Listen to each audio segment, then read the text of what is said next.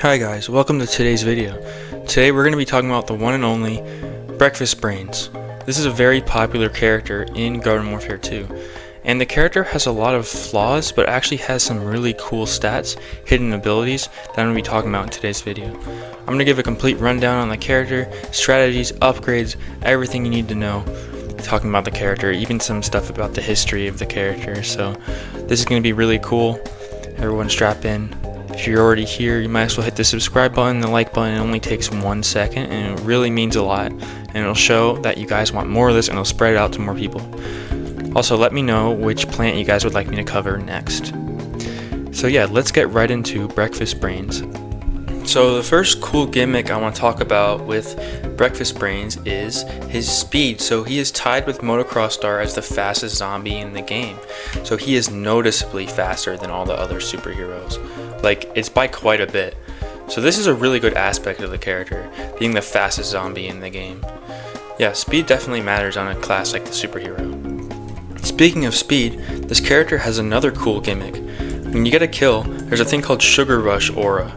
If you look around me, if you look at my feet, there's a little bit of effects going around. So when you get a kill with your fists, you get a little bit of extra speed for a short period of time. However, if you use his beam secondary, it does not fill up his Sugar Rush meter, because it's actually just a meter and it counts it. You get a kill and it fills up the Sugar Rush aura meter. So only from the fists you can fill this up. You can't use any of the abilities to get this status effect. But it is very useful, and it does stack with their turbo twister, and you go really fast when you do that. So it lasts for a pretty short time, but it's pretty useful, because if you're in a group of people using your punches, you could just move around them very quickly, which is nice. Talking a bit more about the primary, his primary is the Break Fists, and this is a really weird primary. So the way it works is it revs up. So when you first start using it, it has very low damage output. So you could see it in his animation. He's moving a little bit slower in the beginning and then it moves faster. So he has low damage output at first, and then he reaches a max DPS. So after a while, you can reach his maximum damage output, which is pretty good. However, it is kind of unfortunate that he can't reach it right away, because all the other superheroes can just punch and they're at their max damage output. They are able to do their combo instantly. With him, you can't charge it in the air or anything, so it's a little bit rough. His secondary is the same thing, the Batter Spatter. At first it has lower damage output, and then it reaches its max rate of fire, and then it has pretty good damage output. And like I say, and every time I talk about a superhero, you should definitely turn on toggle aim, because it really helps out this character in particular, because you could be in the air and you know, because you can't punch people in the air, you could just get people over corners really quickly. And whenever I got my 100 kill game with Breakfast Brainz, this is what basically got me the 100 kills, because his regular primary has a lot of issues, as we'll talk about. But his beam, it isn't too bad. It has a slower projectile speed than the other superhero beams, but it still gets the job done, and it's what gives this character a little bit of a better time. It makes the character slightly more viable. Of course, let's talk about what the superhero class is good at. Superheroes have sometimes the best mobility in the game. Peashooter is a pretty good contender, but of course if you don't move any of the movement keys or control sticks and just use the kick, you could gain an insane amount of momentum and fly across the map. And like I said earlier, Breakfast Brainz has an insane amount of speed, so his ground mobility is also really good. And then of course superheroes have the very high jump, which is very good. The kick as well is just a good ability. You could kick people out of the air. It's a great counter to hyper. As well as kicking rooted plants out of the ground, which is nice. And it's just overall a very good ability, very fast recharge, and it's just really useful. Get out of scenarios as well. Turbo Twister is useful if you're on fire or if you quickly want to get somewhere and you don't have any kicks. So that's a good ability. You can take off some status effects, and it gives you some armor as well. So if you need to hide behind a corner, you don't have much health, you could Turbo Twister and you'll be able to get into your area safely. Of course, the superheroes have the Ultra Ball attacks, which are good. I recommend using the regular one or the guided ball. The guided ball is actually pretty good on Breakfast Brainz. If you start winding up your primary and then use the guided ball, you could actually move while shooting out the guided ball. And like I mentioned before, with my 100 kill game, which you could watch in the description if you want to see more tips with Breakfast Brainz, my guided ball really helped me get a lot of kills, as it really helps the character get in and give some pressure as he's going in, because the character definitely needs that. But the regular Ultra Ball is still a very good option. And of course, superheroes have 200 health, which is an insane amount of health, which is very, very good. And as I mentioned earlier, they have their super high jump, which means they could get on top of rooftops for free. They could avoid chompers with that. They could just get high ground and start using their beam, get anyone below them with bad vertical mobility. Alright everyone, let's talk a bit about matchup spread for this character, and just a little sneak peek, it is not very good. This character doesn't have any winning matchups really. So let's start off with Citron. So as I said, the strategy to get in on Citron with Breakfast Brainz is really just toggle aim beam, because you could shoot over, he could peel shield, you could toggle aim, you could shoot over it, you get a little bit of a height advantage.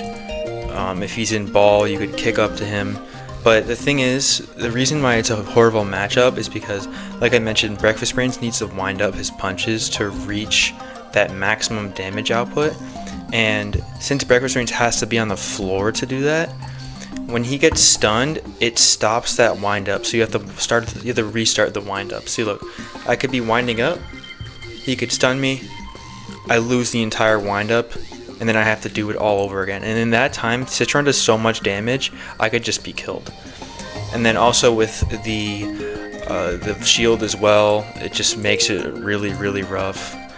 This is just a very bad matchup for Breakfast Brainz. Particularly the frozen Citron is just horrendous. The character just destroys Breakfast Brainz. Horrible matchup. But if you sneak up on them, I guess it's winnable, but 99% of the time, this is a losing matchup. Alrighty everyone, let's talk about the next matchup, which is Rose. So this is another one that's very difficult for Breakfast Brainz. So what is my strategy that I recommend? Well, it's kind of what I said before. The beam is your best bet. You don't really want to get too close to the Rose. And let me mention why. Unlike the Citron, with the EMP stopping your punches, the time snare actually doesn't. It just slows you down. So it doesn't stop you from shooting with your punches, so you're still getting out that max damage output, but it is putting you in a rough scenario. As well as the Gotify, which is really, really good. If you don't know, the Gotify has a huge splash radius. So if you never really go for a direct Gotify, just go for a splash, because you could get multiple people with it at once. Like, watch this. That's a huge radius. So being able to do that against Breakfast Brainz is really useful, because he just becomes a goat, and again, that makes him have to recharge his punches. It makes him defenseless. If you're playing as a Rose and you're able to catch Breakfast Brainz before he sneaks up on you, before he's even done winding up his punches, you could go into Enigma or Lotus and retreat to your team. So yeah, he doesn't have a lot of damage, and it's still just a very rough matchup. Even the Rose can destroy Breakfast Brainz. Alright, so for the corn matchup, this one isn't too bad for Breakfast Brainz, because for Husk Hop, if you don't know, you could just kick the corn out of the air and it'll cancel the Husk Hop. So that's a good thing. The corn has a big hitbox, and up close, other than abilities, you could kind of sneak up on him, but it's still a losing matchup. It's still rough, but he has the counter to Husk Hop, which is really nice. Peashooter versus Breakfast Brainz is an interesting matchup, because Peashooters tend to struggle against superheroes, because most of the class has a hard time dealing with higher health opponents. Breakfast Brainz kind of fills that category as well. Peashooter has his hyper, so he could kind of evade Breakfast Brainz, and of course, since he's moving quick, it can be difficult to shoot the Peashooter with the beam, but that's definitely Breakfast Brainz's best counter to it. Just for some general tips for the matchup, if there's a P in Gatling, of course you could use the kick to kick him out of the Gatling, which is really useful. And then if you hear a bean bomb, if you react in time, you could turbo twister, and you will take less damage. And of course, against the fire P, and you could take out the fire with the turbo twister, which is nice. So overall, not the worst thing in the world, but it's definitely more Peashooter favored. Sunflower is another interesting one. It's pretty useful with the heal flower because it'll give you your speed boost, which is nice. And then the Sunflower has a humongous head, so and the Sunflower really struggles to approach, so you could just kind of shoot the head with toggle aim over an area that you have a height advantage, which is nice. And they tend to stick in groups, so your primary is pretty good at dealing with groups, but you're still going to get out range, you're still going to get out damage. And then if they go into beam, of course, just use the kick them out of it, which is another very useful tip.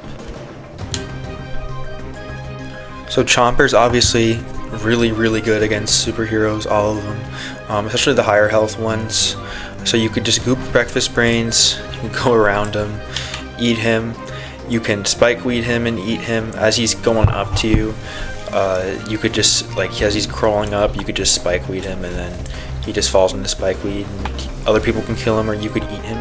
The only thing Breakfast Brainz can do reliably against a Chomper is go to height and use your beam. That's the only counter to the Chomper that the Breakfast Brainz has. It's keep a safe distance and use your beam. So one of the main reasons I recommend toggle aim is because you could just evade a lot of Chompers with it. So it's a bad matchup, but the beam makes it more possible than you'd think.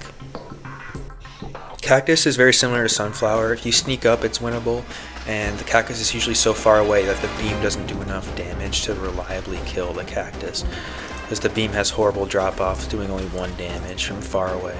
So this is another rough matchup.